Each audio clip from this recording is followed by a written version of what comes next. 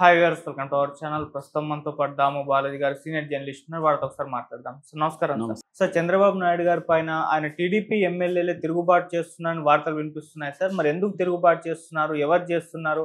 మామూలుగా ఈ మధ్య కాలంలో చంద్రబాబు నాయుడు గారు కూడా తన ఎమ్మెల్యేల పైన హెచ్చరించడం చూస్తూ ఉన్నాం. సో ఎందుకు ఎమ్మెల్యేలకు ఆయనకు మధ్య మన గ్యాప్ ఏమన్నా వచ్చిందంటారా సార్? మీరేం చెప్తారు దీనికి సంబంధించి? చంద్రబాబు మీద ఎమ్మెల్యేల తిరుగుబాటు అనే ఒక వార్త వైరల్ అవుతుంది. ఇది నిజానికి వైసీపీ వాళ్ళు ప్రచారం చేస్తుండొచ్చు.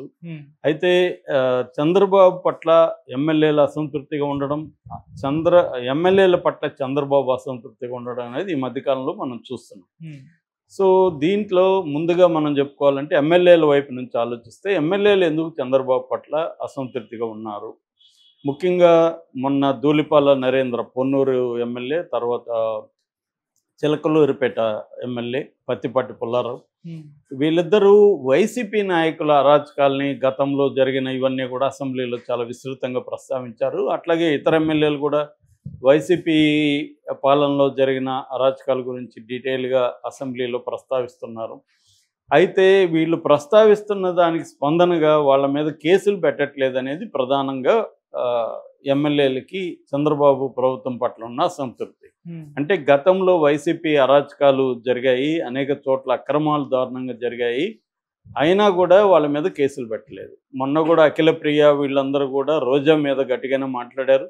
కానీ ఇప్పటి వరకు రోజా అరెస్ట్ అని రోజు పేపర్లో వార్తలు రావడం తప్ప రోజాని సీరియస్గా తీసుకొని రోజా మీద కేసులు పెట్టడం అనేది జరగట్లేదు.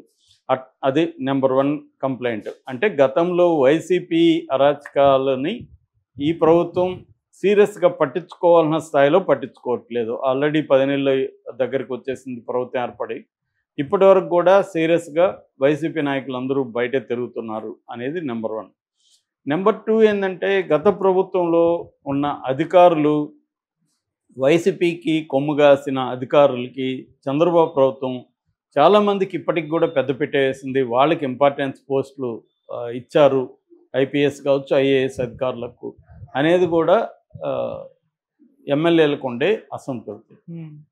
ఈ 2 కాకుండా మూడవది, ఎమ్మెల్యేలు చాలామంది, దాదాపు 80 మంది ఎమ్మెల్యేలు కొత్త వాళ్ళు ఉన్నారు కూటమిలో. ఈ ఎమ్మెల్యేల కొత్తగా రాజకీయాలు అంటే ఎమ్మెల్యేలుగా అయ్యారు కొత్తగా, కానీ రాజకీయాలు కొత్త కాదు. వాళ్ళు ఎప్పటి నుంచో వివిధ దశల్లో పనిచేసుకుంటూ వస్తున్నారు. అంటే దాదాపు ఒక 10-15 సంవత్సరాలు రాజకీయాల్లో ఉంటున్నారు. వాళ్ళు ఎప్పుడు ఖర్చులు పెట్టడం తప్ప సంపాదించుకునేది లేదు పెద్ద స్థాయిలో. ఎందుకంటే అక్కడ ఎమ్మెల్యేలు మిగతా నాయకులు సంపాదించుకుంటున్నారు, వీళ్ళు సంపాదించుకోవడానికి వీళ్ళకి ఇది లేదు. పైగా ఈ 5 ఏళ్ళుగా వీళ్ళకి ఏమీ లేదు. సో దీనివల్ల ఏమైందంటే వాళ్ళకి ఇదే ఫస్ట్, మళ్ళీ ఎమ్మెల్యే అవుతామో లేదో తెలియదు చాలామంది. అందుకని ఈ 5 ఏళ్లలో బీభత్సంగా సంపాదించుకోవాలి. ఏ ఊరికి పోయినా మనకి ఆ ఎమ్మెల్యే మీద అక్కడున్న తెలుగుదేశం వాళ్ళే కంప్లైంట్ ఇస్తుంది. నిన్న కూడా నేను నెల్లూరు జిల్లాకి వెళ్ళాను. అక్కడ ఒక స్థానిక ఎమ్మెల్యే మీద నేను ఒక 10 నిమిషాలు కూడా కాలే ఆ ఊర్లోకి వెళ్ళి అక్కడ ఒక ఫామ్ హౌస్ లాంటిది ఉంటే అక్కడికి వెళ్ళగానే వాళ్ళు నాకు చెప్తున్నది ఏంటంటే, సార్ మీరు దారిలో వస్తా చూసారా, తైలం చెట్లు కొట్టేశారు అని చెప్పారు. అవును, ఇంతకుముందు ఎటుపక్క రోడ్డుకి 2 వైపులా తైలం చెట్లు కనబడేవి, ఇప్పుడు కనబడట్లేదే అనుకున్నాను నేను అన్న. అవన్నీ ఎమ్మెల్యే కొట్టేశాడు సార్, అవి నిజానికి కోర్టులో ఉన్నాయి అని చెప్తున్నారు. కోర్టు దీంట్లో ఉన్నాయి, డిస్ప్యూట్లో ఉన్నాయి అవి, వాటిని వీళ్ళు కొట్టేసి అమ్ముకున్నారు, దీని మీద ఇప్పుడు ఆందోళనలు జరుగుతున్నాయని. ఇది వాస్తవమే. ఎందుకంటే ఇక్కడే కాదు, ఎక్కడ ఏ ఊరికి పోయినా ఏదో ఒక పంచాయతీ మనకి చెప్తూనే ఉన్నారు ఎమ్మెల్యేల మీద. ఈ ముఖ్యంగా ఏంటంటే మటన్ కొట్టు దగ్గర నుంచి ఎవరిని వదిలిపెట్టలే. వాడు మనోడా తనోడా అనేది చూడట్లేదు. డబ్బులు ఎక్కడెక్కడ ఉన్నాయి, మనీ సోర్స్ ఏంటి, వనరులు ఎక్కడెక్కడ ఉన్నాయి, అది ఇసుక కావచ్చు, మద్యం కావచ్చు, గ్రావులు కావచ్చు, మైన్స్ కావచ్చు, ఇలాగా చెట్లో గిట్లో ఇంకోటి కావచ్చు. ఒక్కొక్క ఏరియాలో కొన్ని ఉంటాయి కదా, వాటి నెల్లూరులో ఎంత పెద్ద స్కామ్ జరిగిందో మనం రెగ్యులర్గా చూసాం. అట్లాగే కొన్ని చోట్ల ఏంటంటే వైసీపీ వాళ్ళతో కూడా కుమ్మక్కు అవుతున్నారు. ఎందుకంటే ఈ 5 ఏళ్లలో వైసీపీ వాళ్ళు వనరులను ఎలా కొల్లగొట్టాలి, వాటిని ఎట్లా ట్రాన్స్పోర్ట్ చేయాలి, ఎట్లా దాన్ని డిస్పోజ్ చేయాలి, ఇవన్నీ వాళ్ళకి కొట్టిన పిండి. ఈ కొత్తగా ఎమ్మెల్యేలకి ఇవేవి లేవు. కాబట్టి వీళ్ళు వైసీపీ గతంలో ఉన్న ఎమ్మెల్యేలు కావచ్చు, నాయకులు ఏం చెప్తున్నారు, అరే బాబు నువ్వు సైలెంట్గా ఉండు, మొత్తం నేనే చేస్తా, నీ వాటా నీకు ఇస్తా అని చెప్తున్నారు. వీళ్ళు కూడా మంచిదే కదా, మనకి శ్రమ తగ్గుతుంది, మనం పోయి ఇప్పుడు మళ్ళీ అవన్నీ కొత్తగా మొదలు పెట్టాలి, వీడు అన్నీ తెలుసు కాబట్టి మన వాటా మనకి ఇస్తాడు, పోయేదేముంది, ఏ పార్టీ అయితే మనకు కావాల్సింది లెక్క అన్న పద్ధతిలో వీళ్ళు ఫిక్స్ అయిపోయారు. సో ఇప్పుడు చంద్రబాబు ఏం చేస్తున్నాడు, దీనివల్ల ఆయనకి తెలుగుదేశం మీడియానే దీన్ని విపరీతంగా, ఆంధ్రజ్యోతి, ఈనాడు తీవ్రంగా దీన్ని ఫోకస్ చేస్తున్నారు.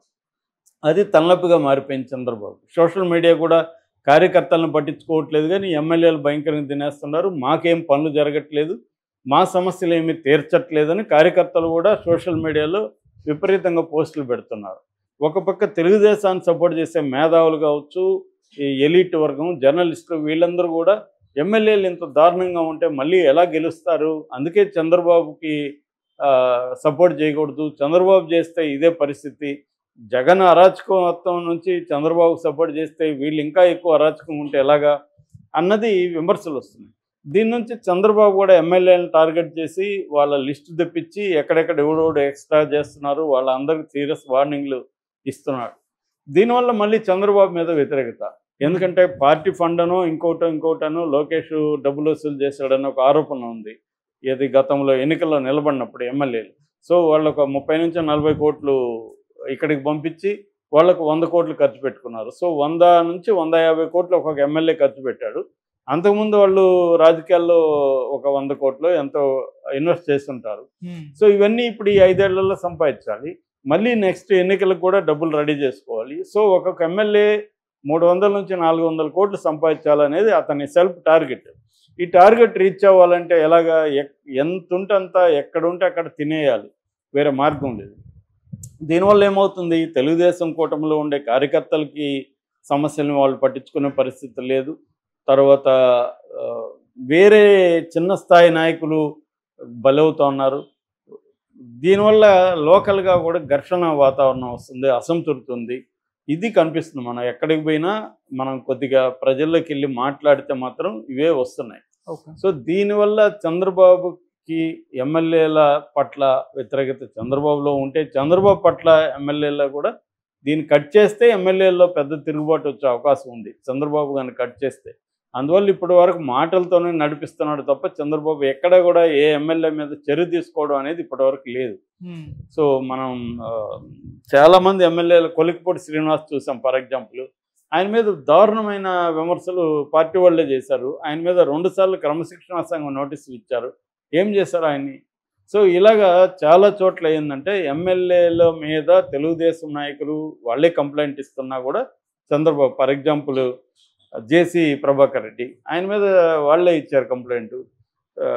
పంచాయతీకి రమ్మని పిలిస్తే కూడా రాలేదు. ఆయన ఏం చేశాడు చంద్రబాబు? జేసీ ప్రభాకర్ రెడ్డికి ఏమైనా నోటీస్ ఇచ్చారా? ఆయన మీద ఏమైనా చర్య తీసుకున్నాడా?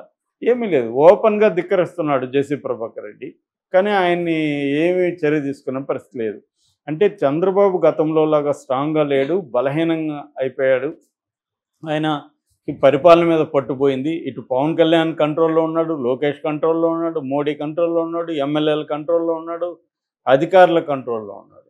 అందరి కంట్రోల్లో చంద్రబాబు ఉంటే ఇంక చంద్రబాబుకి జగన్కి కంపేర్ చేసినప్పుడు జగనే కనీసం తన కంట్రోల్లో చాలా విషయాలను పెట్టుకోగలిగాడు కదా, ఈయన ఇట్లా వదిలేస్తే ఆపోజిట్ అయిపోయాడు ఈయన అన్న విమర్శలు దారుణంగా వస్తున్నాయి.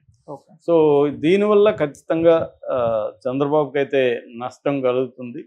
మరి ఆయన దీన్ని ఎలా డీల్ చేస్తాడు అనేది చూడాలి. ఎక్కువ చేస్తేమో వాళ్ళల్లో వ్యతిరేకత ఆల్రెడీ స్టార్ట్ అయింది. అందుకనే ఇప్పుడు వైసీపీ మీద పడ్డం అనే టార్గెట్లోకి వెళ్ళినట్టు కనబడుతుంది.